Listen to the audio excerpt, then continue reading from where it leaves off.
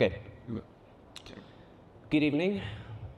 I'm going to recite a couple poems for everybody. Now, my poems are prayers. My poems are affirmations. My poems are channeling creativity into reality.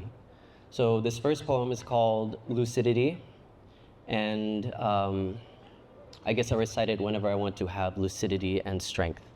And so I believe this is the time for that. Bismillah. Lucidity, return to me. I was lost in my mind's eye of the storm, treading on sky, blinded by kaleidoscopic sight, but when aligned, it's a mechanism to channel light, a tool refract the moon bright, a beam of clarity to pierce the mists of depravity, clouding true equity in the core density of me. Free me and with force I will course through the earth, pooling in magma the source of my rebirth, my infinite worth. I'm assured of the girth of the dirt, so I summon lightning, striking the sand, glass cities growing downwards into the ground like stalagmite. I just might build a temple in my mental state. I'll create fate, I won't wait. I'll be Siddhartha the Great. I have faith in my ability to see, to be that. Have faith in my potential. This shift is existential. My growth is exponential, cause I learn like a machine programmed by the truest depths of me, the higher I, outside of space-time. I channel the divine.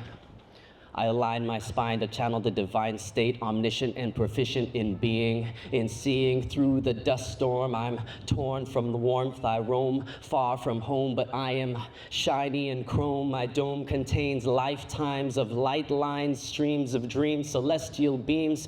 It seems that I'm streaming a being of might, a night to fight with sight, to smite plight, ease right and make right the wrongdoings of the ruling class. It's the lower mind, unkind and tying me down, trying to keep us from flying. We keep eyeing dying, but we're too scared to face it, to trace fear to its core. Accept the depths of death and you will see truth. I implore thee to rise fiery and bright like white light to the heights of compassion. In a fraction of movement, we've got traction. It is time for action. Free from distraction, adapting attraction to see the path to be, unapologetically subtracting attachment. I'm seeking advancement to see the path to be, unapologetically me. Thank you.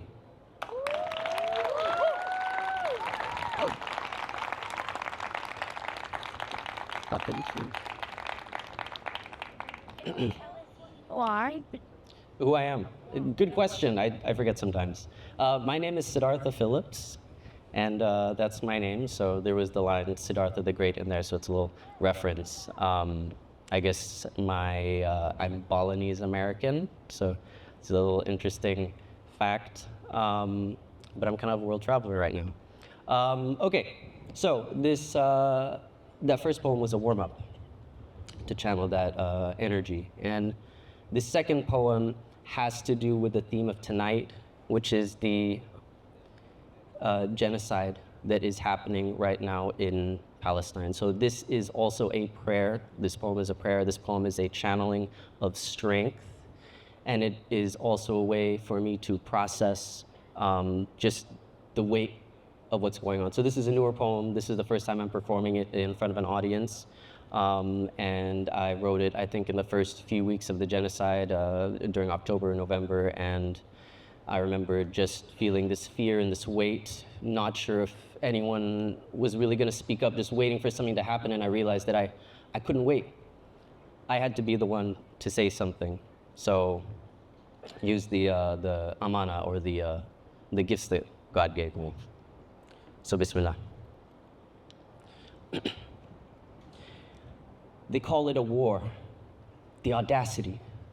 They call it a war when one side has the power to seal all borders, all means of escape, sealing in their victims. They call it a war when they can cut off food, water, and electricity to millions. They call it war when paramedics, journalists, women, and children are the tactical target of bombs.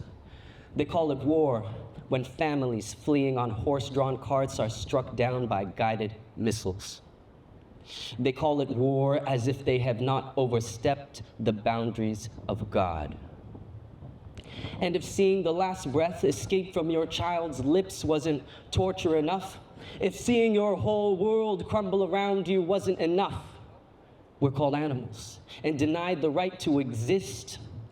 40,000 lives wiped from the earth. This was never a war. It's a systematic genocide. It's not war when one side holds complete domination. It's not war when one crushes the other under its fist, leaving no trace but rubble. It's people gleefully cheering for death. Decades of destruction led to this moment. Generations of oppression and hatred, unbound, freely took flight while millions suffered, while the world stood silent. And the ones who are supposed to lead us, the ones who claim they stand for justice, for humanity, are silent. The ones who should be stepping in to stop this massacre are instead sending warships and bombs to rain down more death on women and children.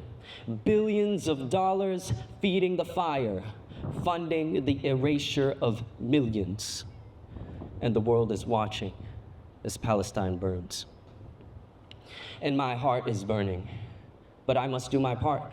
Though I may not live to see the day when God's justice is carried out, the day will come. His will is inevitable. He is inescapable. He is closer to you than your jugular vein, yet you hide in vain from the one who created you from dust. You must be insane. He created your deeds, your hands, and your speech. He created your very thoughts, and yet your hubris knows no bounds. It confounds me. So I place my faith in God to carry out his justice at the appointed time, for he is wise beyond all else. And may he have mercy on us for our inaction. May our tears be not in vain. O Allah, free the people of Palestine from oppression. O Allah, save the suffering women, the children, the elderly, all innocent lives claimed by evil. O Allah, rain down your boundless mercy from the heavens upon them.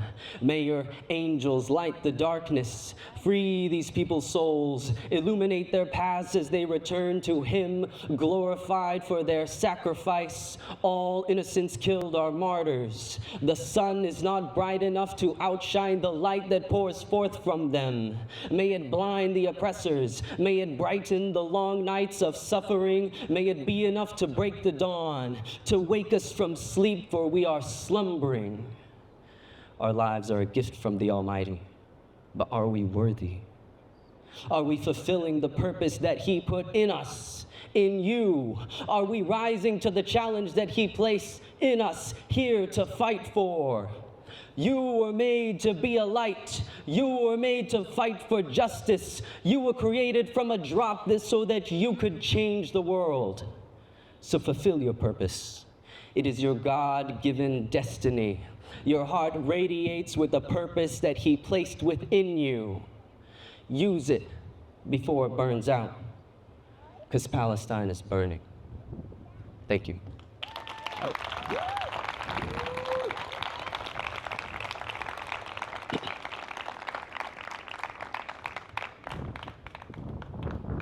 Thank you.